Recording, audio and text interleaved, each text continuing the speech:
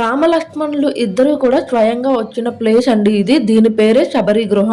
శబరి అనే ఆమె నిత్యము కూడా ఇక్కడ దొరికే పూలు పళ్ళతోని రాముల వారికి పూజ చేసేది. ఆమెకి రాముల వారి పైన ఉన్న భక్తికి రాముల వారి స్వయంగా వచ్చి శబరితో అయితే మాట్లాడడం జరుగుతుంది ఇక్కడ. హలో అండి అందరికీ. మేమైతే హంపి ట్రిప్ వెళ్ళబోతున్నాము. అన్ప్లాన్డ్ ట్రిప్, ఏం అనుకోలేదు. అప్పటికప్పుడు అలా 1 డే బిఫోర్ అనుకొని బయలుదేరుతున్నాము. ఎవరైనా వెళ్దాం అనుకుంటే వాళ్ళకి ఈ వీడియో అయితే హెల్ప్ అవుతుందండి.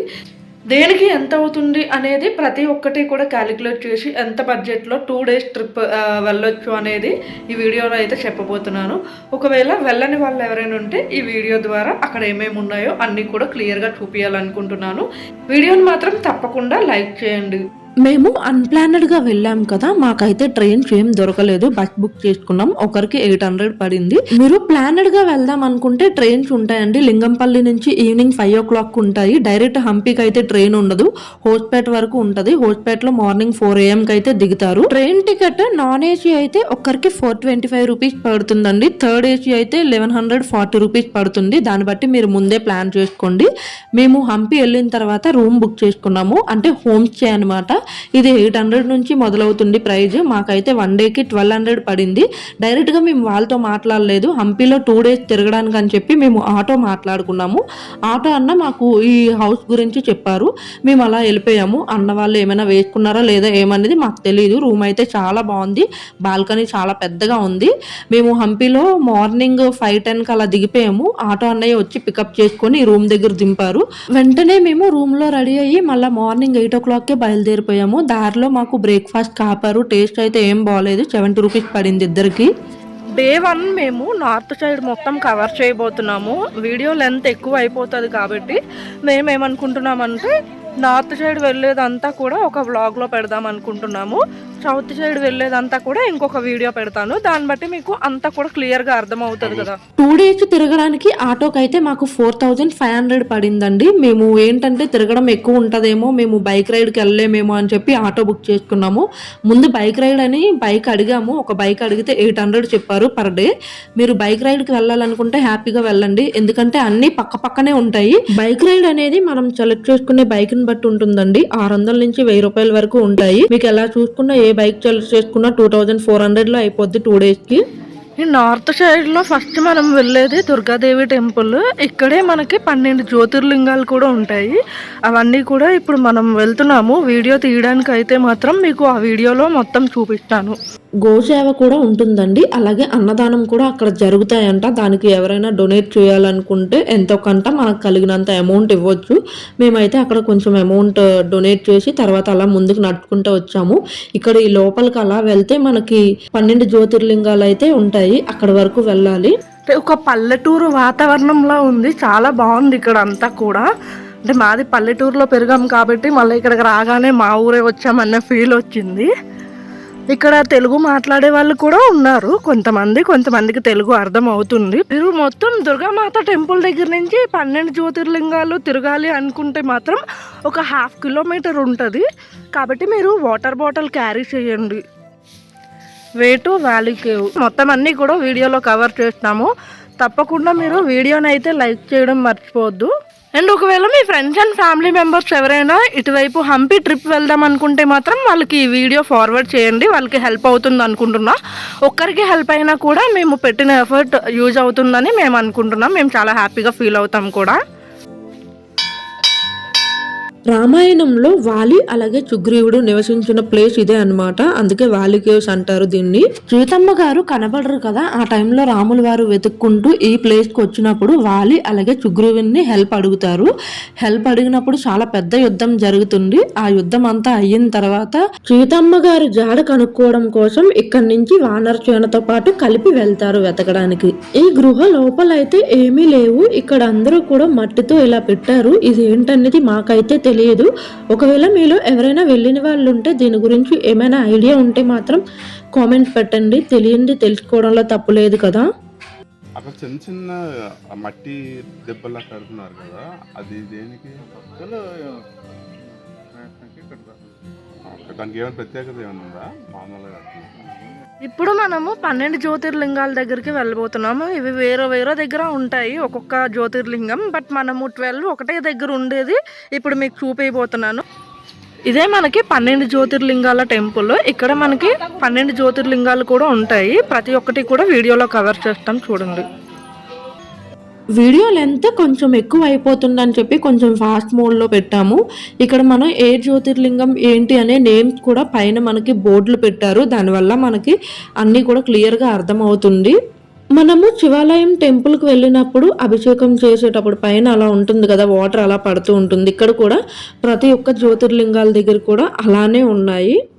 ఇక్కడ వ్యూ చూడండి ఎంత బాగుందో. ఇది మనం ఇప్పుడు టెంపుల్ లోపలికి అన్ని వెళ్ళాం కదా, లోపలికి వెళ్ళక ముందు బయట ఎంట్రన్స్ అనమాట. మొత్తం కూడా కొండల మధ్యలో పచ్చని మొక్కలుండి ఎంత బాగుందో వ్యూ. మనం ఇప్పుడు వెళ్ళేది రంగనాథ్ టెంపుల్కి.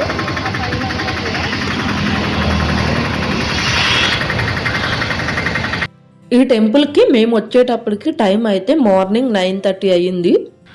ఒకప్పుడు ఇక్కడ పూజలు అవన్నీ కూడా జరిగేవంట. బట్ ఇప్పుడైతే ఇక్కడ పూజలు ఏమీ జరుగుతలేదంట. ఆట అన్న చెప్పారు. బాగా ఓల్డ్ టెంపుల్ ఎట్లా ఉంటుందో అలా ఉందన్నమాట మొత్తం. ఇక్కడ మనకి విగ్రహాలు కూడా ఏమీ లేవండి. నార్మల్ టెంపుల్ ఉంటుంది కదా, అట్లానే ఉంది. అలా డేస్ నుంచి ఇక్కడ పూజలు ఏం జరగకపోతే ఎలా ఉంటుందో అట్లా ఉంది. క్లీనింగ్ అది కూడా అంత ఏం లేదు. అంటే నిత్యము పూజలు జరిగితే ఆ క్లీనింగ్ అవన్నీ వేరేగా ఉంటాయి కదా. మొత్తం కూడా కొండలతో నిండిపోయి ఉంటుంది టెంపుల్. ఇక్కడ ఆల్మోస్ట్ అన్నీ కూడా ఇలానే ఉంటాయి అనుకుంటా. ఈ టెంపుల్ పై వరకు వెళ్ళాలంటే ఇట్లా మనము కొండల్లాగా చిన్న చిన్న రాళ్ళు ఉంటాయి, అట్లా ఎక్కుంటూ వెళ్ళిపోవడమే. అంటే మనకి నార్మల్ మెట్లు ఉండేటట్టు అయితే ఉండవు. మనము ఇలా కొండ ఎక్కుకుంటూ ఇట్లా మెట్లు ఎక్కుకుంటూ పై వరకు వెళ్ళాలి. పైకి వెళ్తే మనకి టెంపుల్ అయితే ఉంటుంది. టెంపుల్లో విగ్రహాలు అయితే ఏమి ఉండవు.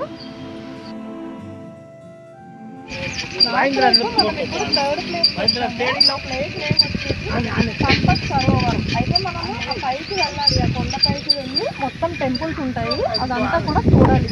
పైకి వెళ్ళి అన్నీ కూడా ఇట్లా మెట్లు ఉంటాయి, మెట్లు ఎక్కికొని కొండపైకి వెళ్ళాలి. టెంపుల్ ఎదురుగా మనకి కోనేరు కూడా ఉందండి. బట్ లోపలికి ఎలా అయితే లేదని చెప్పి అక్కడ బోర్డు అనేది పెట్టారు. మార్నింగ్ 10 o'clock అయితే మనం ఇక్కడికి ఈ టెంపుల్కి అయితే రావడం జరిగింది. ఇక్కడ మంకీస్ ఎక్కువ ఉన్నాయి, బట్ అవేమీ అనట్లేదు. బనానాస్ ఏమైనా పెడితే తింటున్నాయి. ఇక్కడే మనకి శబరి గృహ కూడా ఉంటుంది. టెంపుల్ లోపలికి వెళ్తే ఇక్కడ మీకు కనబడుతుంది జయలక్ష్మి టెంపుల్, అలాగే పక్కన శివాలయం కూడా ఉంది.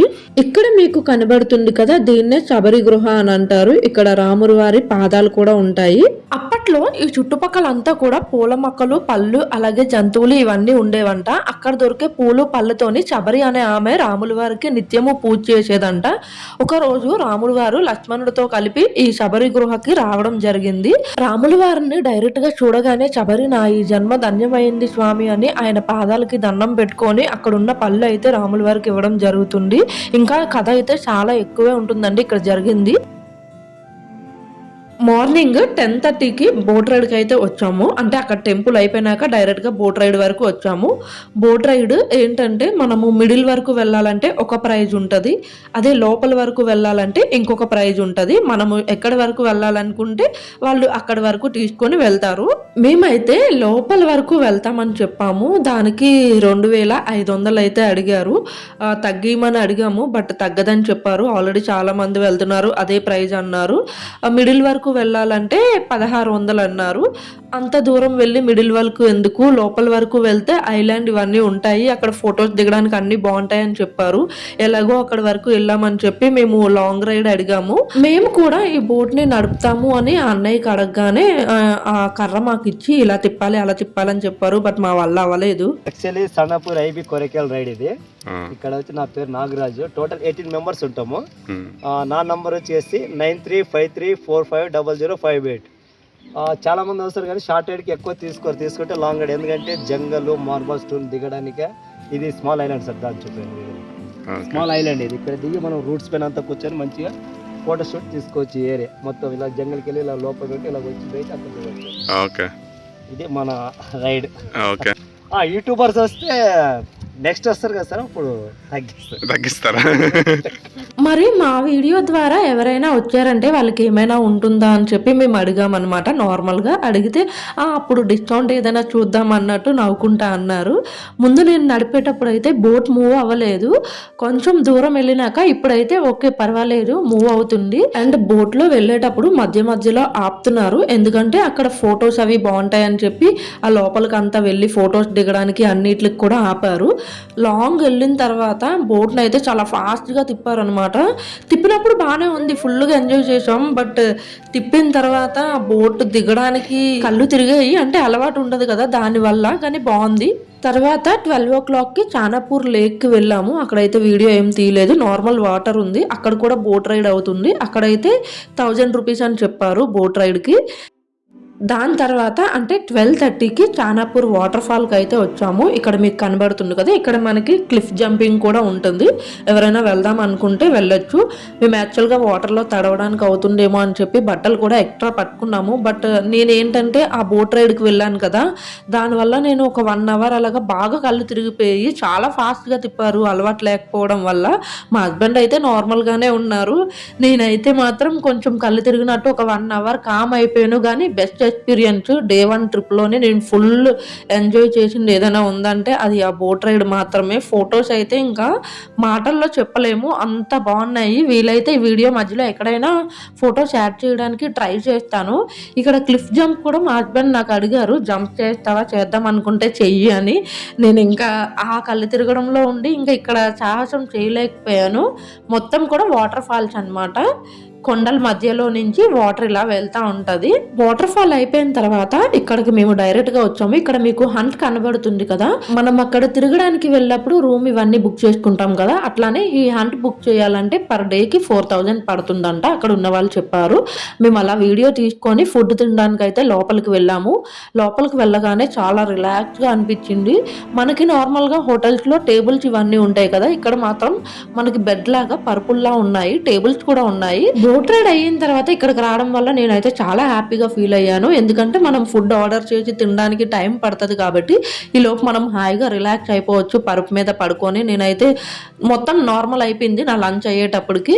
ఇక్కడ మాకు కొత్తగా ఏమంటే మిల్కీ బార్ చపాతీ అని చెప్పారు, అది కొత్తగా ట్రై చేద్దామని ఆర్డర్ పెట్టా. ఫుడ్ బాగుంది, ఆఫ్టర్నూన్ ఫుడ్ అయితే చాలా బాగుంది. మార్నింగ్ అయితే నాకు నచ్చలేదు, ప్లేట్ 35 రూపీస్ అలా పడింది. ఇద్దరికి కలిపి 70 రూపీస్ మార్నింగ్ బ్రేక్ఫాస్ట్ అయ్యింది. ఆఫ్టర్నూన్ లంచ్ అయితే ఇద్దరికి కలిపి వాటర్ బాటిల్ అన్ని కలిపి 730 రూపీస్ అయ్యింది.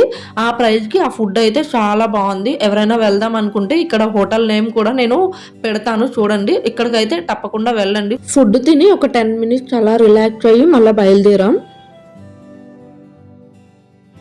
భోజనం అయిపోయిన తర్వాత ఒక 2:50కి ఆ టైంకి చింతామణి టెంపుల్ అలాగే రామ కేవ్స్ ఇక్కడ ఉంటాయని చెప్పి ఈ ప్లేస్కి అయితే రావడం జరిగింది. లోపలికి వెళ్ళిన తర్వాత ఇక్కడ ఒక అమ్మవారి టెంపుల్ కూడా ఉంది, అమ్మవారిని మీ అందరూ కూడా దర్శనం చేసుకోండి. వీడియోని మాత్రం లైక్ చేయడం మర్చిపోవద్దు. పైనుంచి మనం వ్యూ చూసామంటే కిందకి ఇలా ఉంటుంది, మొత్తం వాటర్ ఫాల్స్ అన్నీ కూడా. మనం పైన అంతా అయిన తర్వాత కిందకి వెళ్తాము, ఆ వాటర్ ఫాల్ దగ్గరికి వెళ్ళి అక్కడి నుంచి మళ్ళీ బయటికి రావడానికి అవుతుంది. 64 పిల్లర్ మంటప అక్కడ ఆ కార్నర్లో కొండకి వాటర్ ఫాల్కి మధ్యలో పిల్లర్స్ కనబడుతుంది కదా, అది దాని బ్యాక్ సైడ్ ఉన్న కొండ తారా హిల్స్. అలా మనము లోపలికి వెళ్తే చింతామణి టెంపుల్ అయితే ఉంటుంది. లోపల విగ్రహాలు కూడా మీకు జూమ్ చేసి వీడియోలో చూపిస్తున్నా, దండం పెట్టుకోండి అందరూ. ఇక్కడ మీరు ఏది తిరగాలన్నా కూడా బెటర్ వాటర్ బాటిల్ క్యారీ చేయండి, ఎందుకంటే అన్ని గృహాల్లో ఉంటాయి కాబట్టి మెట్లు ఉంటాయి, మెట్లు అవన్నీ ఎక్కేటప్పుడు అలుపు ఉంటుంది కాబట్టి వాటర్ బాటిల్ ఒకటైతే క్యారీ చేయండి. ఇదంతా కూడా రామకేవ్స్, లోపలికి ఇంకా వెళ్దాం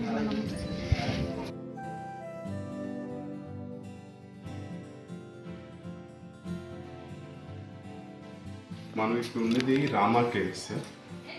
ఇక్కడ రామ కేవ్స్ అని ఎందుకు వచ్చిందంటే రాముడు, సుగ్రీవుడు వీళ్ళందరూ కలిసి ఇక్కడ డిస్కషన్ పెడతారు. ఆ డిస్కషన్ ఏంటి అంటే వాళ్ళని ఎందుకు చంపలేకపోయారు రాము అనే ఎక్స్ప్లెనేషన్ ఇక్కడే ఇస్తారనమాట.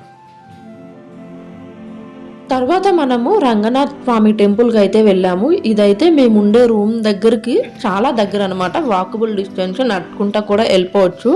టెంపుల్ లోపలికి వెళ్తే మనకి ఈ విధంగా అయితే ఉంటుంది. ఈ టెంపుల్లో విగ్రహం చూడగానే నాకైతే పద్మనాభ స్వామి అనే ఫీల్ లోనే ఉన్నాను, పాము పడగ మధ్యలో పడుకున్నట్టు. ఇక్కడ కూడా అలానే అనిపించింది నాకైతే.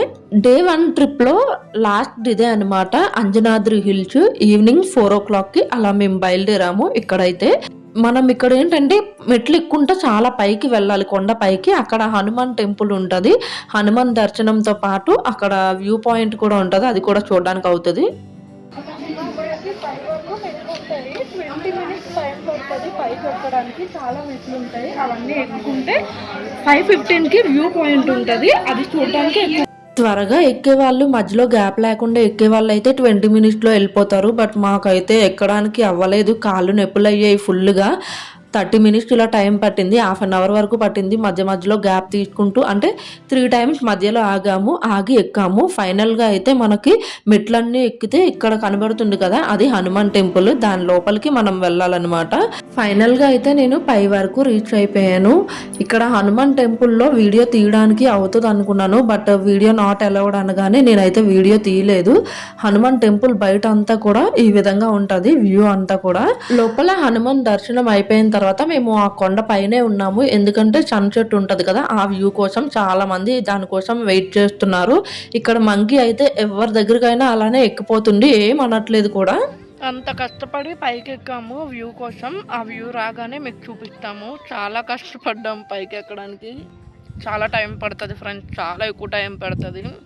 ఫైనల్గా వ్యూ అయితే 5:40కి అలా వచ్చింది ఈ సన్సెట్. దీనికోసమే మేము వెయిటింగ్ అనమాట. మాతో పాటు చాలా మంది ఉన్నారు. ఈ ట్రిప్కి వెళ్ళిన వాళ్ళందరూ కూడా ఈవినింగ్ ఈ టెంపుల్ పెట్టుకుంటారు, ఎందుకంటే టెంపుల్తో పాటు వ్యూ 2 కవర్ అవుతాయి కాబట్టి. మీరు ఎవరైనా వెళ్దాం అనుకుంటే ఈ వీడియో మీకు హెల్ప్ అయ్యిందనే అనుకుంటున్నా. డే 1 ట్రిప్ అయితే ఈ టెంపుల్తో అయిపోయినట్టే. ఇక్కడ అయిపోయినాక మళ్ళీ మెట్లు దిక్కుంటూ కిందకి వెళ్ళిపోవాలి. దిగేటప్పుడు అయితే ఏం ప్రాబ్లం లేదు, ఫాస్ట్గానే దిక్కుంటూ వెళ్ళిపోయాము. అక్కడి నుంచి మేము డైరెక్ట్గా రూమ్కి వెళ్ళిపోయాము. రూమ్ దగ్గర నుంచి వాకబుల్ డిస్టెన్స్లో ఒక 1 hour తర్వాత అలాగా డిన్నర్కి వెళ్ళాము. 540 rupees అలా అయ్యింది. టోటల్గా డే 1 రోజు అయితే బోట్ రైడ్ అలాగే అక్కడ తిండివన్నీ అన్ని ఐటమ్స్ కలిపి 4000 అయ్యింది. నేను ఇప్పుడు నెక్స్ట్ వీడియోలో సౌత్ ప్లేసెస్ ఏమేమి కవర్ చేసాము అలాగే అక్కడ ఎంత అమౌంట్ అయింది కూడా చెప్తాను. ఈ వీడియోని మాత్రం లైక్ చేయడం మర్చిపోవద్దు. మరెన్నో అప్డేట్ కోసం మన ఛానల్ని ఫాలో అవ్వండి.